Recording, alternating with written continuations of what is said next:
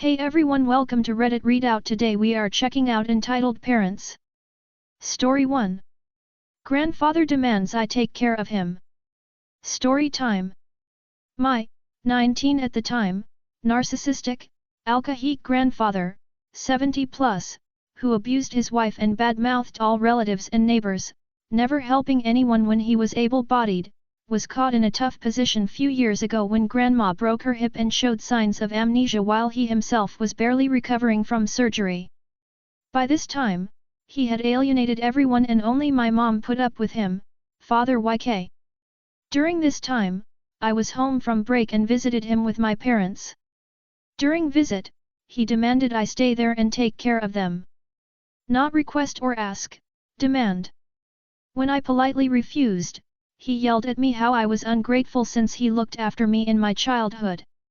He yelled so much, I ended up crying.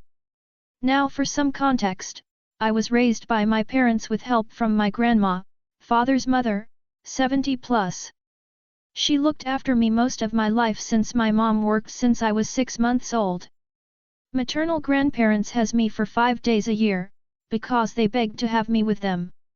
I hated going there but was forced to. I stopped going when I was 15. Also note that whenever I stayed over, my mom used to slip him some money as well.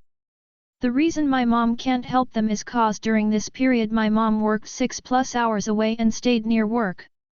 So my grandma, who lives with us, takes care of all the housework with help from dad.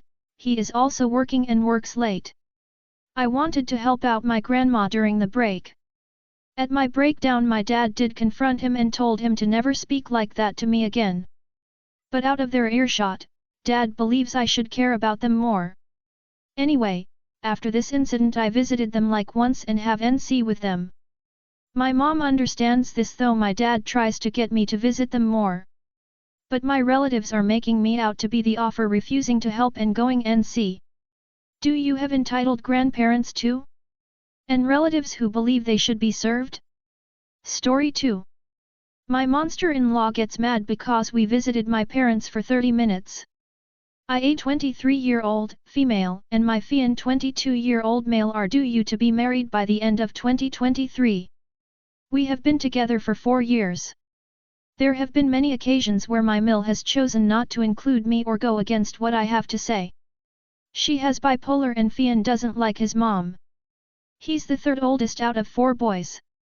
But besides the changing plans last minute for holidays, even though my parents communicated to her what their plans were weeks in advance, this incident makes me so angry. My fian and I went to my parents' house for breakfast on a Sunday because it had been a few months since me and my fian got to visit. We stayed for maybe 30 to 45 minutes at my parents' house and I had to get to work.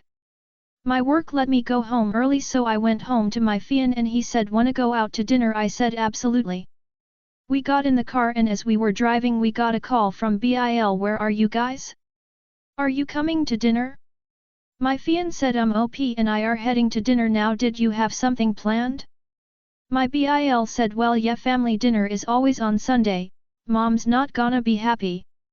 My fian then said you guys always have family dinners on Sunday when OP has to work. We keep asking if we can do them on Friday so she can be included, but mom's not budging. OP and I are going to dinner because she got off work early. If mom has a problem she can call me, and he hung up. Not even 5 seconds later my mill calls him and screams what so her family gets to see you and I don't. Do you know how that makes me feel? My fian says mom, we went to breakfast for 30 minutes. I haven't seen them in over a month. I see you at least 3 times a week. Don't yell at me or get mad because I'm spending time with Op's family. It wasn't a big deal. Because you are acting this way I'm not coming over for a while. If you can't respect OP and I, then you need to re-evaluate yourself. It was silent for a minute, then she said in a pissed off sassy voice, so I guess you're not coming to dinner then. Fine, and she hung up. My fian looked over at me and he said see, this is what I mean. She's a CT. I said I wished she liked me. My fian pulled into the restaurant and said I know you do, but I want you to know that no matter what she says to you it doesn't matter. I love you. Don't listen to CT. He only calls his mom this, no one else. God, I love that man. Story 3. But hurt because I don't like being scared.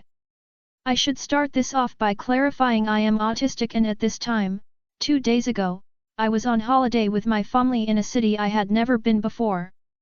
At this point we were split up doing our own thing, and I was already unhappy because it was very crowded and I hate really tall buildings and skyscrapers and unexpected noises. I was not doing hunky-dory, Google Maps wasn't working very well, it had me facing the wrong way and I was having a lot of trouble figuring it out. I was lost, upset, and very nearly crying. At this point, she spotted me and thought, what's the best time to scare my autistic child? When he's in a city he doesn't know and is by himself and has been miserable this whole time, even though he would cry whenever he would lose me in the supermarket well into his teen years. Yeah, that's a good time. I felt as though I left my body. I was terrified for my life until I realized it was her. My reaction was to yell fuck off and attempt to push her away. Later on, I refused to leave to hotel room to go out to dinner because I had already had enough of this trip and it has been far too much, very overwhelming, and I was very close to a meltdown. She said, "Are you punishing me for trying to scare you?" Surprisingly, no. I've just had enough of this trip since 5 minutes in. I realize now her entitlement is a very small part of this story, so I'll add another from the same trip. We had just landed from the flight and had been in this city for 5 minutes. Mum asked to take a photo of me. I said no. 30 seconds later she takes a photo thinking I don't notice and I calmly take her phone off her, and she says I'm just saying to watch out for the pink hair. All defensive like. I give her phone back cause it's not worth it to start a fight. It's as if I didn't have a choice, she was going to take a photo of me, regardless of my consent. This an ongoing problem where she constantly takes photos without my consent. This one was recent and pretty notable. She says that I'm not financially responsible enough for her to give me my inheritance from recently deceased relative. I own a company and I don't live with her. If enough people are interested I can elaborate on this, and she has withheld my savings from me until recently also. These are not completely outrageous stories, but it's nice getting it off my chest and having people listen. TLDR, don't click on long posts if you aren't gonna read them. Story 4. Hers is the one that says bad BTCH on it. My friend and I, 34M, had been planning on a pool day, and today wound up happening to be that day. It's worth noting that both my friend, 30SF, and her daughter, 5F, have type 1 diabetes. They manage their condition with a device called a PDA, personal diabetic assistant, and some patches that get applied to their skin that are evidently waterproof. This device happens to look exactly like a phone, but doesn't do much other than monitor blood sugar levels and alert the user if they need something more than the insulin in the patch. This takes the form of either something that looks like a candy, or a juice box. Other thing to notice is, my friend works in the adult entertainment industry and is both very comfortable in her own skin and has been fresh out of fluffs to give since she was about 18 years old. Not to say she acts or dresses immodestly, especially around her daughter, just that she appreciates being appreciated and looks amazing in a bathing suit. As for the fresh out of fluffs? Well, you'll see.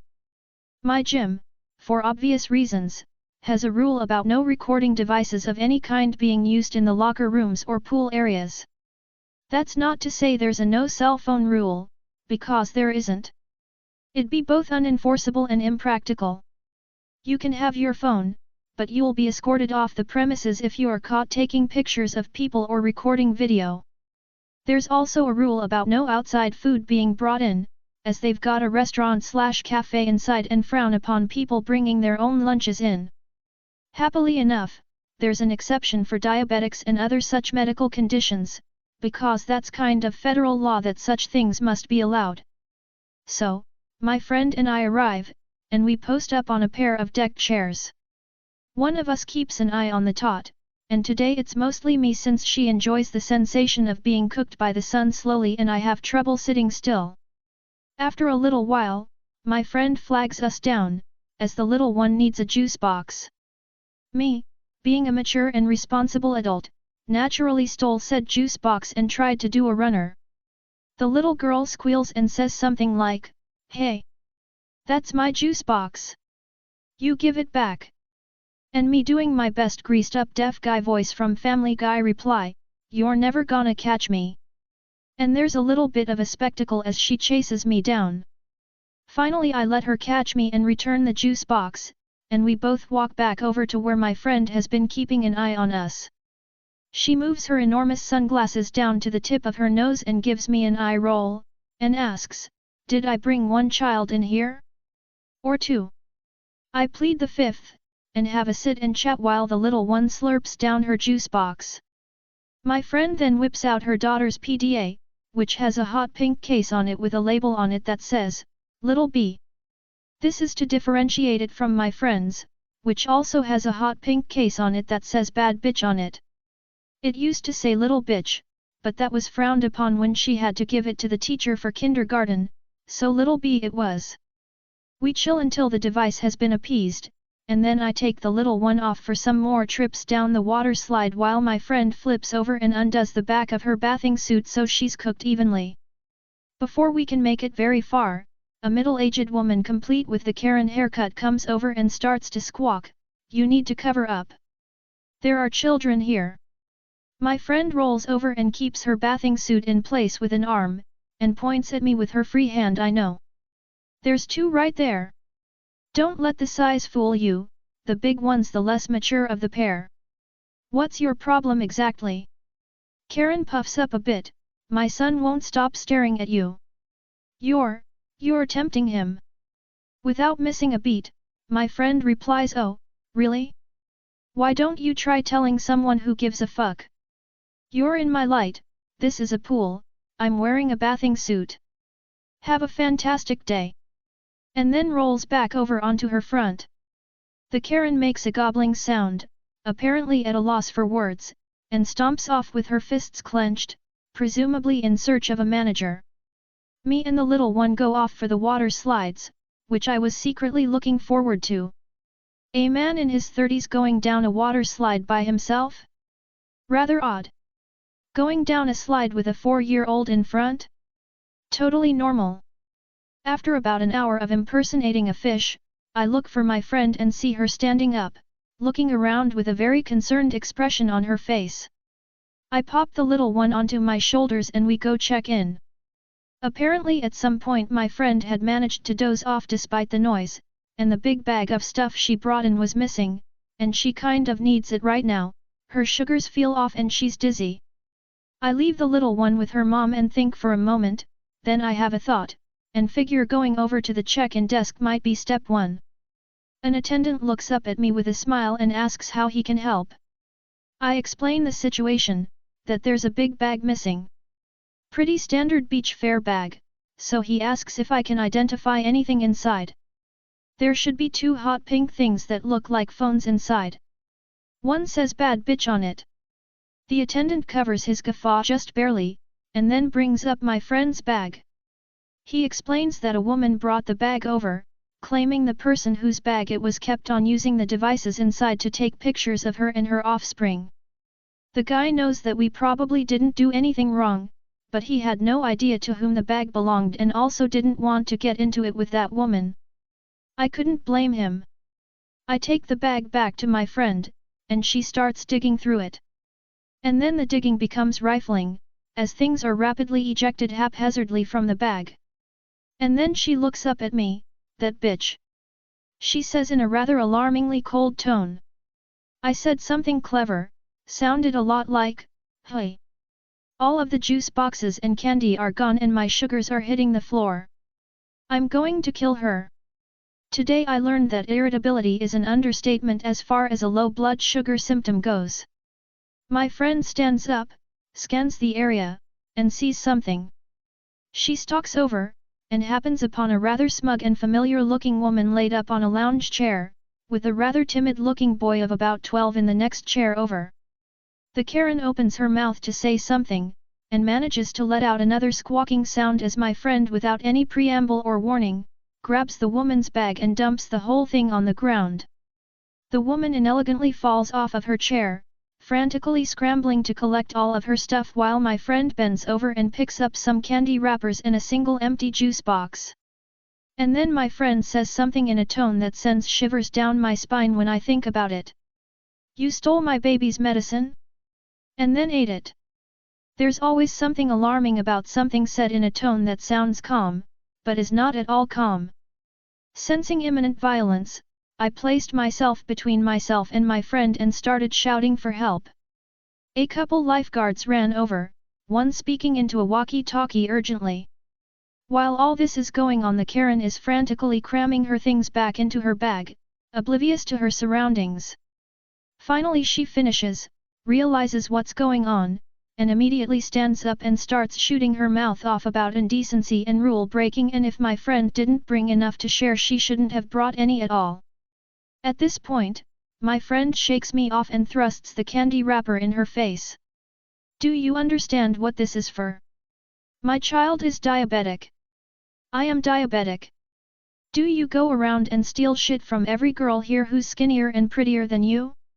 Or just the ones who don't put up with your bullshit?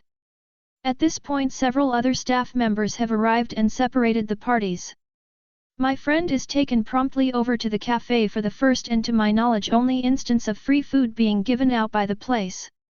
Once her sugars had leveled out she had to tell her side of the story to those who needed to know. I don't really know what happened to the Karen. I did ask, but the staff member I asked said they couldn't say. We had to leave after that, as it's fairly important for diabetics to have sugar on hand, and neither of us really felt like paying $3.50 for a glass of orange juice. Plus the mood was kind of ruined. People these days. Ugh. That's all for today. Please don't forget to like and subscribe.